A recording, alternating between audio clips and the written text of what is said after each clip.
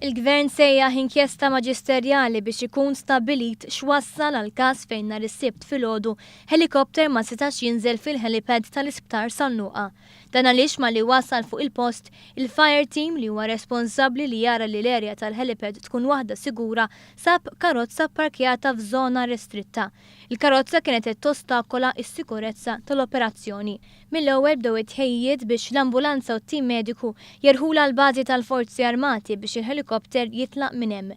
Iżda l-karozza laħqet tneħħiet mill-pulizija u l-aċċess għal helipad f'San-Luqa infetaħ. Bil-helikopter wasal lura Malta fl-Isptar San-Luqa għal ħabta ta' 8 ta' filgħodu. Minkejja dan il-bdil fil-pjan, uffiċjali għolja tal-Isptar Mater Dei fosthom il-kap eżekuttiv Joe Caruana u d-direttur kliniku Joe Zarpadami assiguraw li l-ħin minn meta kien majjat il-helikopter minn Għawdex sa ma wasal lura l-Isptar Mater Dei kien dak normali.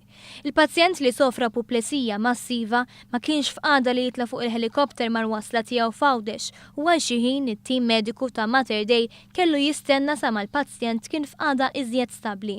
Madankollu minkejja l-ħidma kollettiva tat-tobba Lawċi Ino Attart, negozjant magħruf bħala ta' French, tilef ħajtu matul il-jum tal-ħadd. L-esperti mediċi eskludew kull possibilità li l-pazjent tilef ħajtu minħabba xi negliġenza li seta' tikkawżat il-bdil fir-rotta. Minkejja dan id-Dipartiment tas-Saħħa fetaħ inkjesta maġisterjali biex jistabbilixxi min kien ħati ta' din in-negliġenza. Il-Ministeru saħaq li se jittieħdu l-passi dixxiplinarji meħtieġa, inkluż sospensjoni minn fuq il-post tax-xogħol kontra min kien involut. Fl-istess waqt se jittieħdu l-miżuri kollha meħtieġa biex ikun assigurat li każ simili ma jerġax iseħħ.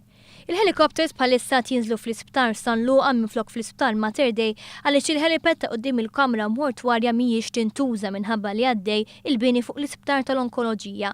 Fil-pjan oriġinali ta' Mater Dei kellu jsir helipad fuq is-saqaf tal-emerġenza, iżda dan ma kien sar. Jidher li jekk kif jitlesta l-proġett ta' kostruzzjoni ta' żewġ sulari fuq id-Dipartiment tal-Emerġenza se jibda x-xogħol biex jinbena helipad ġdid fuq is-saqaf tal-istess bini.